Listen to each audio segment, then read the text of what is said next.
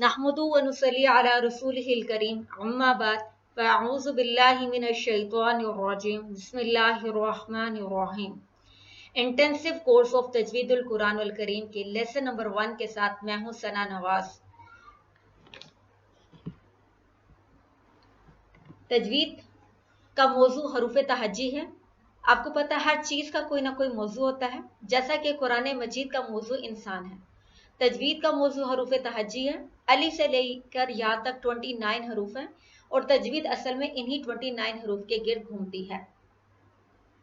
तो हमारे यहाँ तरीकाकार क्या है? पहले बच्चा जब भी किसी मदरसे में जाता है या किसी इंस्टीट्यूशन में जाता है तो सबसे पहले उसे कायदा पढ़ाया जाता है, फिर नाजरा पढ़ाया जाता है, फिर अगर कोई बच्चा हिफ्ज करना चाहे हिफ्ज कराया जाता है और बहुत चौथे नंबर पर तजवीद के रूल्स को रखा जाता है। जबकि तजवीद का मतलब होता है कि दुरुस्त तरीके से कुरान पढ़ना। और इसका क्या नुकसान होगा? जब बच्चे ने एक खास पैटर्न पर कुरान पढ़ लिया होगा तो उसके बाद उसको तजवीद के रूल्स पढ़ाए जाएंगे, जो कि दुरुस्त नहीं। हमारा क्या तरीकाकार होगा? हम सबसे पहले क्या करेंगे? तजवीद के तमाम तर रूल्स को अच्छी तरीके से जानेंगे, समझेंगे और उसके बाद कायदा पर उनकी इम्प्लीमेंटेशन करेंगे। उसकी कायदा पर प्रैक्टिस करने के बाद फिर हम इंशाल्लाह नाजरा पर और फिर नाजरा पढ़ने के बाद जो है हिफ्ज की तरफ जाएंगे। तो ये सीधा एक आपके पास दुरुस्त पैटर्न है जिसके मुताबिक तजवीद का ख्याल रखना चाहिए। तो आइए देखते हैं कि ये तरीकाकार है क्या। सबसे पहले तजवीदुल कुरानुल करीम में क्या है? अल तरतील का मतलब पता होना चाहिए। अल तरतील किसे कहते हैं? तजवीदुल हरूफ यानी प्रोनाउंसिएशंस ऑफ लेटर्स, मारफतुल वकूफ नॉलेज ऑफ स्ट्रोक। ये तर्जमा किया था तरतील का हजरत अली ने, जो कि दनाई के इमाम माने जाते हैं, जिनके बारे में आपको मालूम होगा ये कौल मशहूर है, जहां अबुल हसन हो। अबुल हसन हजरत अली का लकब था, हसन के अब्बाजान, यानी जहां अबुल हसन हो वहां कोई फैसला रह नहीं सकता, यानी तमाम फैसले कर लिया करते थे। तो हजरत अली जो कि दनाई के इमाम है, उनका ये कौल है कि तरतील से मुराद क्या है? तजवीदुल हरूफ, मारफतुल वकूफ, यानी तरतील वो तरीका है जिसके मुताबिक अल्लाह तबारक व तआला ने कुरान पढ़ा और नबी करीम सल्लल्लाहु अलैहि वसल्लम को कुरान पढ़ने का हुक्म दिया। अगर आप पूरा कुरान पाक और अहदीस उठाकर देख लें तो कुरान को तरतील से पढ़ने के अलावा कोई दूसरा तरीका और तरतीब नहीं मिलती। इसका मतलब यह है कि तरतील से कुरान पढ़ना क्या है? फर्ज है। और जब फर्ज है तो आपको पता होना चाहिए वो फर्ज कैसे पूरा होगा। यानी कुरान की तिलावत तरतील से करना फर्ज है तो आपको पता है एक फिकी असूल भी है कि हर वो चीज जिसके बगैर वाजिब पूरा ना हो वो भी वाजिब होता है। मिसाल के तौर पर नमाज पढ़ना अगर फर्ज है लेकिन वुजू के बगैर मुमकिन नहीं, तो मतलब वुजू भी क्या है? फर्ज है। इसी तरह अगर तरतील के मुताबिक कुरान पढ़ना वाजिब है तो तरतील में आता है तजवीद और मारफतुल वकूफ, तो ये दोनों भी क्या होंगे? फर्ज के दर्जे पर होंगे। और अगर ये वाजिब है और वाजिब को अगर अदा ना किया जाए तो क्या होगा? गुनाह होगा। और फिर आप देखिए गुनाह हो भी क्यों ना, कि क्यों? क्योंकि असल क्या है? कुल हुवल्लाहु अहद, और आप पढ़ दें कुल हुवल्लाहु अहद। है क्या? कह दीजिए अल्लाह एक है, कुल हुवल्लाहु अहद, और आप कहें कुल हुवल्लाहु अहद, खाओ अल्लाह एक है। तो फिर बताएं पढ़ने वाला गुनाह का मुर्तकिब हो कि क्यों ना हो। और फिर ये भी याद रखें कि ये बहाना कभी काबिल कबूल नहीं होगा कि मैं अरबी नहीं था, बल्कि अल्लाह ताला पूछेंगे कि तुम वो जबरदस्त कौम थी जो गैर मुस्लिमों की जबान इतने कमाल से बोलती थी। मसलन इंग्लिश अगर आप देखें तो किस कदर अबूर होता है लोगों को इस जबान के ऊपर। ये कमाल है लोगों का कि कितनी आसानी से वो सीख जाते हैं और अंडरस्टैंडिंग उनकी कितनी अच्छी होती है। तो फिर ये सवाल हो सकता है कि अगर वो जबान इतनी अच्छे से सीखी तो जाती जबान क्यों नहीं सीखी जो कि अरबी थी। ठीक है, तो आप ये देखिए कि इंग्लिश बोलने में फिर कुछ ना कुछ खासी मेहनत करनी पड़ती है, एक्सेंट बनाने पड़ते हैं। कुरान सीखने के लिए तो आपको 9 हरूफ को दुरुस्त करना पड़ता है। तो इंशाल्लाह इसके ऊपर भी मजीद बात करेंगे। तो क्या है तरतील? तरतील का मतलब है तजवीदुल हरूफ, मारफतुल वकूफ। तरतील, कुरान को तरतील के मुताबिक पढ़ना वाजिब है, फर्ज है। तो अगर तरतील वाजिब और फर्ज है तो इसका मतलब है तजवीद से पढ़ना और मारफतुल वकूफ का होना ये भी क्या है? वाजिब है। तो हम देखते हैं कि तजवीद क्या है। सबसे पहले हम तजवीद क्या आगे तजवीद में 2 चीजें आती हैं। नंबर 1 मखारिजुल हरूफ, articulation points of letters, and second क्या है? सिफातुल हरूफ, एट्रीब्यूशन और कैरेक्टरिस्टिक ऑफ लेटर्स। अब मखारिजुल हरूफ क्या? मखारिज कहते हैं मखरज की जमा, निकलने की जगह, दरवाजा या एग्जिट पॉइंट। हरूफ के निकलने की जगह मुखारिजुल हरूफ, हरूफ के निकलने की जगह एग्जिट पॉइंट। तो आपको सबको पता है कि लफ्ज हमारे मुंह से निकलते हैं, लेकिन हमारे मुंह के किस एरिया, किस रीजन, किस पॉइंट से निकलते हैं, जिस पॉइंट से जो लेटर निकल रहा होता है या प्रोनाउंस हो रहा होता है उसको एग्जिट कहते हैं, या अरबी में क्या कहते हैं, मखरज कहते हैं। ठीक है, आप ये देखते हैं कि जब बच्चा पैदा होता है तो सबसे पहले क्या लेता है, सांस लेता है, फिर उसके बाद आवाज पैदा होती है, आएं बाएं करता है, और जब तक उसके दांत नहीं निकलते तो आपको पता है उसकी आवाज ही रहती है, उसकी आवाज, अल्फाज नहीं बदलती, क्योंकि अल्फाज बनते कब हैं, जब जबान दांतों के साथ जाकर टकराएगी। तो अगर हम देखें मखरज, तो मखरज कहाँ से निकल रहे हैं, जबान से। जबान, कुछ अल्फाज दांतों से टकरा रही है, कुछ ऊपर के दांतों से टकराने से आ रही है, कुछ दाढ़ों से टकराने से अल्फाज बन रहे हैं। तो ये सब क्या है, हमारे मुंह के अंदर मुख्तलिफ किस्म के पॉइंट्स हैं, जहां पर अरबी के 29 लेटर्स जो हैं वो क्या होंगे, प्रोनाउंस होंगे। उन तमाम पॉइंट्स को क्या कहेंगे, मखरज कहेंगे। बहरहाल मखारिज में ये देखना होगा कि हर्फ मुंह के किस हिस्से से निकला है, उस हिस्से को उसका एग्जिट पॉइंट या मखरज कहेंगे। अब आ जाते हैं सिफातुल हरूफ। सिफातुल हरूफ का मतलब कि किस कैफियत, किस कंडीशन के साथ लफ्ज जो है निकला है। अगर फॉर एग्जाम्पल आपके मुंह के राइट साइड के मतलब जो राइट साइड है, थिक साइड ऑफ टंग है, ये ऊपर की दाढ़ों के साथ लगती है, तो आपके पास कोई लेटर प्रोनाउंस होता है। ठीक है, ये तो खरज हो गया, लेकिन वो किस कंडीशन के साथ होता है। आपको पता है कुछ हरूफ मोटे यानी थिक पड़े जाते हैं, कुछ एक्स्ट्रा थिक होते हैं, कुछ थिन होते हैं, कुछ एक्स्ट्रा थिन होते हैं, और कुछ दरमियानी हालत में होते हैं। तो किसी पॉइंट से निकलना वो तो ठीक है, मखरज हो गया जिस पॉइंट से निकला, लेकिन किस कंडीशन के साथ निकला, उसका क्या एट्रीब्यूशन था या क्या कैरेक्टरिस्टिक लेकर वो निकला, तो हम कहेंगे वो क्या है, सिफातुल हरूफ। तो ये दो बातें हैं जिन्हें हमेशा याद रखना है। In human body the area of speech is divided into 5 main section. अभी हमने कहा है कि अल्फाज जो है हमारे, जो हरूफ है 1 2 से 29, ये अल्फाज बनते हैं, यही हरूफ मिलकर आपस में। बहरहाल ये हरूफ जो है 1 से लेकर 29 ये मुंह से निकलते हैं। मुंह के किस हिस्से से निकलते हैं, तो हमारे मुंह को 5 हिस्सों में क्या कर दिया, डिवाइड कर दिया। एरिया ऑफ स्पीच जो है वो 5 मेन सेक्शंस में क्या हो गई, डिवाइड हो गई है। अब ये 5 मेन सेक्शंस कौन से हैं, हम बारी बारी देखते हैं। Number 1, knows. नोज क्या है, नाक, और अरबी में से कहते हैं खैशूम। अरबी में क्या कहते हैं, खैशूम। कुछ लोग नाक में भी बोलते हैं, नाक से भी आवाज आती है। तो नाक भी क्या हो सकता है, जहां से आवाज आ रही है, एक क्या हो सकता है, मखरज हो सकता है, निकलने की, आवाज के निकलने की क्या है, जगह है। ठीक है, इसे भी हम एग्जिट पॉइंट कहेंगे। नंबर 2, लिप्स, होंठ। अरबी में कहेंगे शफ्तान। तो शफ्तान यानी कुछ आपके पास 1 से लेके जो 29 हरूफ है, इनमें से कुछ हरूफ या कुछ लेटर्स हैं जो सिर्फ और सिर्फ लिप्स की मूवमेंट से या लिप्स को आपस में मिलाने से या सेपरेट करने से क्या होते हैं, प्रोनाउंस होते हैं। इंशाल्लाह अल्लाह की तौफीक से देखेंगे कि वो कौन से हैं। थर्ड है आपके पास टंग। टंग जबान, और अरबी में हम इसे कहते हैं लिसान। तो बहुत सारे हरूफ ऐसे हैं जो आपके पास जबान के दांतों से टच होने से क्या होते हैं, अदा होते हैं। इंशाल्लाह उनको भी हम देखेंगे अल्लाह की तौफीक से कि वो कौन से हरूफ हैं। तो जबान भी बहरहाल क्या है, एक एग्जिट पॉइंट है, लेटर्स के, हरूफ के निकलने का मखरज है।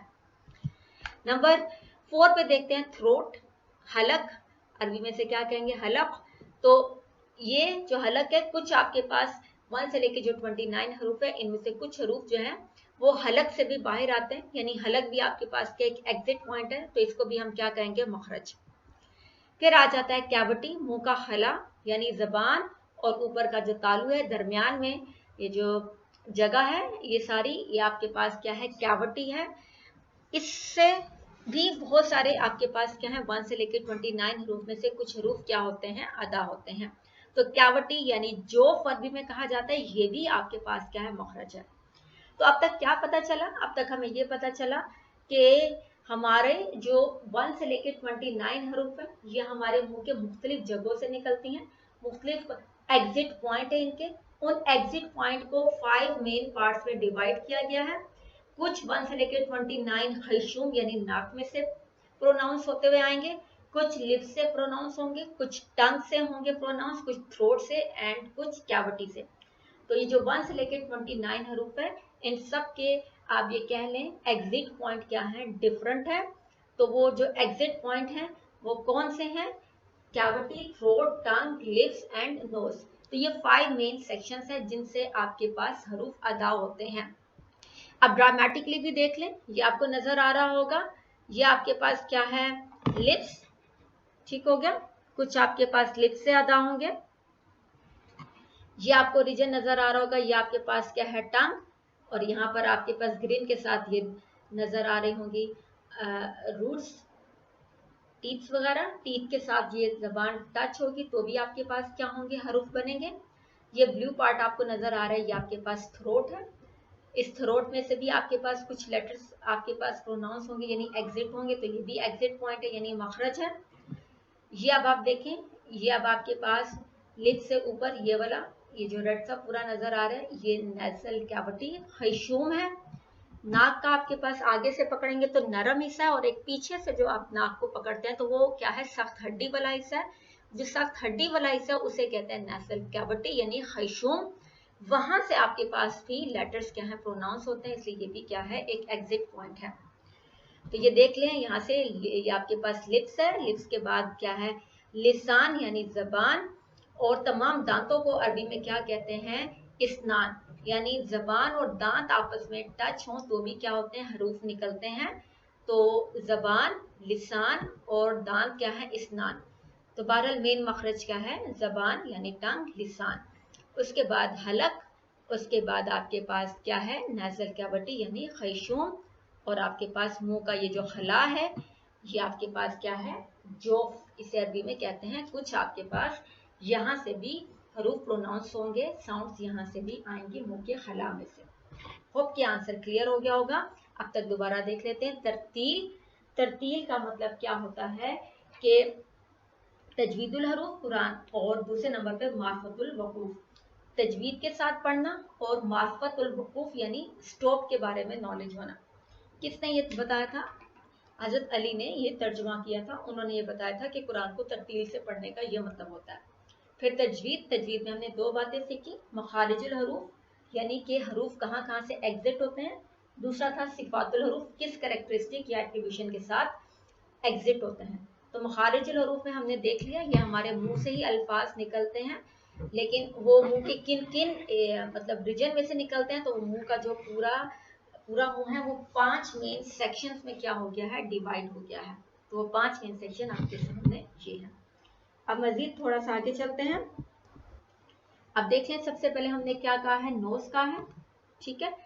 नोज, इसका नोज में से आपके पास क्या है, साउंड प्रोड्यूस होती है, इससे एक आर्टिकुलेशन पॉइंट है, लेकिन इसमें से कोई 1 से लेकर 29 हरूफ में से, ये लेटर में से, लेटर नहीं बल्कि लेटर्स की क्या है, साउंड आती है।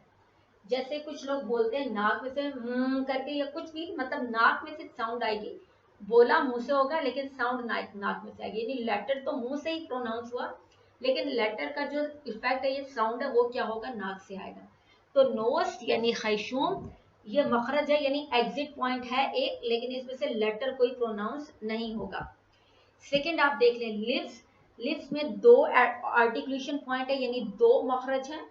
2 जगहों से आपके पास, लिप्स की 2 जगहों से 4 लेटर्स क्या होंगे, प्रोनाउंस होंगे, 4 हरूफ अदा होंगे लिप्स की 2 जगहों से। अब 2 लिप्स हैं, लिप्स की 2 मतलब आर्टिकुलेशन पॉइंट से 4 लेटर्स क्या होंगे, प्रोनाउंस होंगे। इसमें लिप भी आ जाएगा, और इंशाल्लाह अल्लाह की तौफीक से देखेंगे इसमें हमारे ऊपर के 2 दांत भी आ जाएंगे। तो लिप्स 2 और ऊपर के 2 दांत मिलाकर कितने हिस्से हो जाएंगे, यानी 2 मखरज हो जाएंगे, और 4 हरूफ इंशाल्लाह हम अल्लाह की तौफीक से सीखेंगे जब डिटेल में लिप्स के बारे में पढ़ेंगे। इसके बाद टांग, हमारी पूरी जबान के 10 पॉइंट्स हैं, आर्टिकुलेशन पॉइंट्स हैं। 10 हिस्सों में से 18 हरूफ यानी 18 लेटर्स जो हैं वो क्या होते हैं, प्रोनाउंस होते हैं। तो टंग के कितने आर्टिकुलेशन पॉइंट्स है, यानी कितने मखारिज हैं, कितने इसके अंदर पॉइंट्स है, 10 पॉइंट्स हैं, और कितने हरूफ अदा हो रहे हैं, 18। फिर उसके बाद देख ले नंबर 4 पे आपके पास क्या है, थ्रोट। थ्रोट हमारा गला, इसके 3 आर्टिकुलेशन यानी एक गला की हलक के अंदर 3 जगह हैं जहां से 6 किस्म के आपके पास क्या है हरूफ अदा होंगे। फिर देख लें आपके पास कैविटी। कैविटी जो है उसमें भी एक ही आर्टिकुलेशन पॉइंट है और 3 आपके पास लेटर्स जो है वो क्या होंगे प्रोनाउंस होंगे। अब याद रखने वाली बात यह है कि वैसे तो 5 मेन है, हैशूम, शफ्तान, लिसान, हलक, जोफ, ये 5 मेन मखारिज हैं। आगे फिर क्या है इनकी डिवीजन है। जैसे नोज एक ही है, एक ही मखरज रखता है। लिप्स एक आपके पास मेन मखरज है लिप्स, लेकिन आगे उसकी डिवीजन क्या है दो उसके अंदर आर्टिकुलेशन पॉइंट पाए जाते हैं।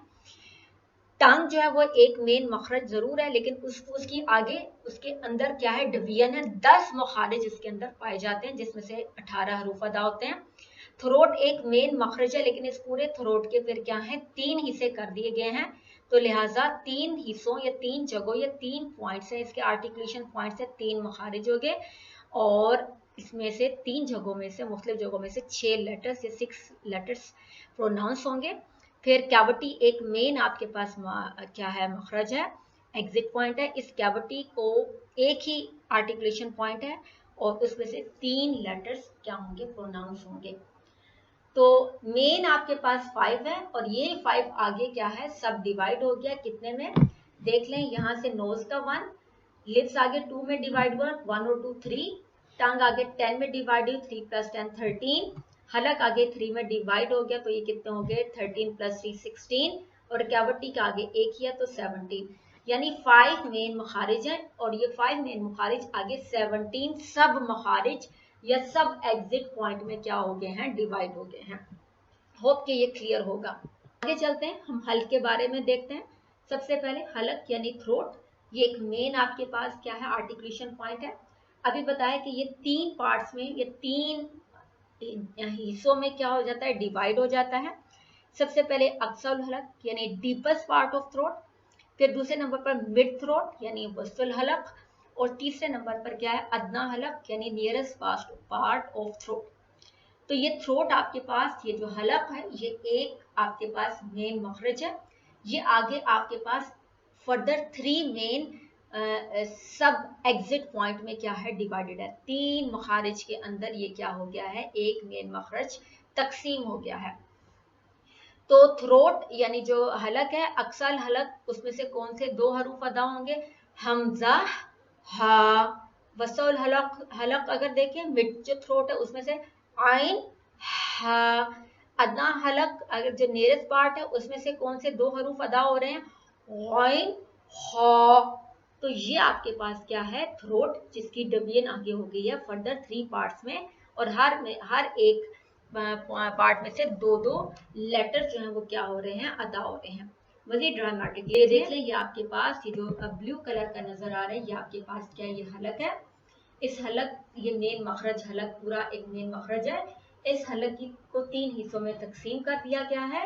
सबसे पहले ऊपर वाला देख लें टॉप ऑफ थ्रोट जिसे अरबी में अदना हलक कहते हैं, ये मुंह के करीब होता है इसलिए नियरेस्ट भी कह देते हैं, और ये आपके पास दरमियान वाला मिड ऑफ थ्रोट कहते हैं, और सबसे नीचे वाला बॉटम ऑफ थ्रोट, और अरबी में इसे अक्सा हलक भी कहते हैं क्योंकि अक्सा का मतलब होता है दूर का होना, यानी जैसे अक्सा मस्जिद जो है वो भी दूर की मस्जिद के लिए है।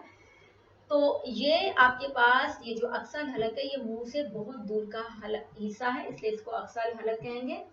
तो ये पूरा हलक 3 हिस्सों में डिवाइड हो गया। अरबी में अगर आप याद करें तो बेहतरीन हो जाएगा।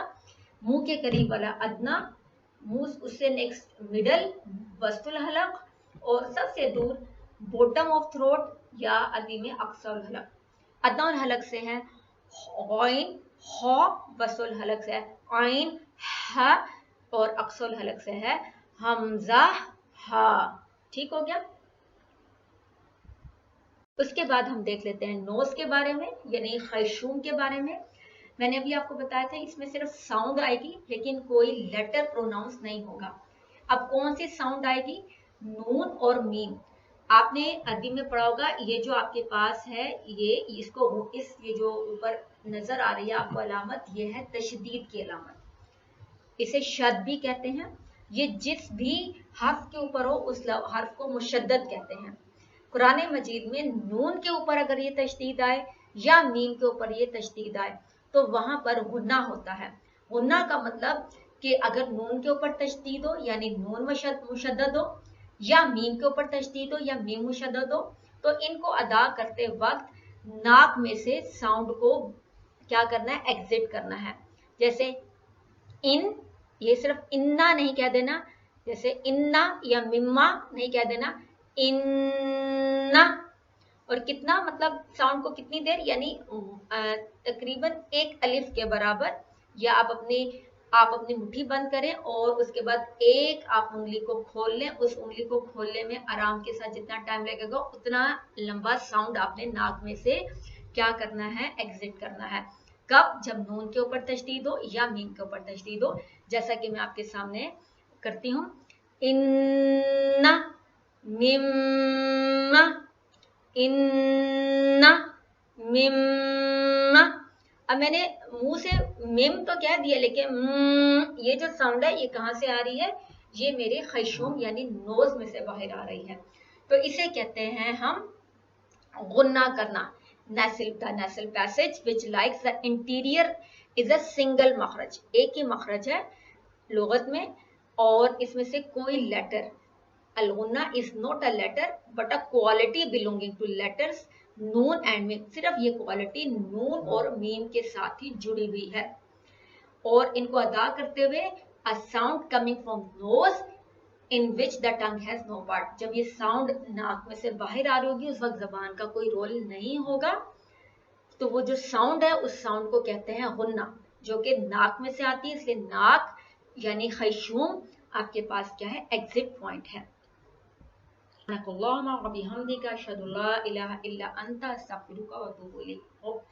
होप कि क्लियर होगा।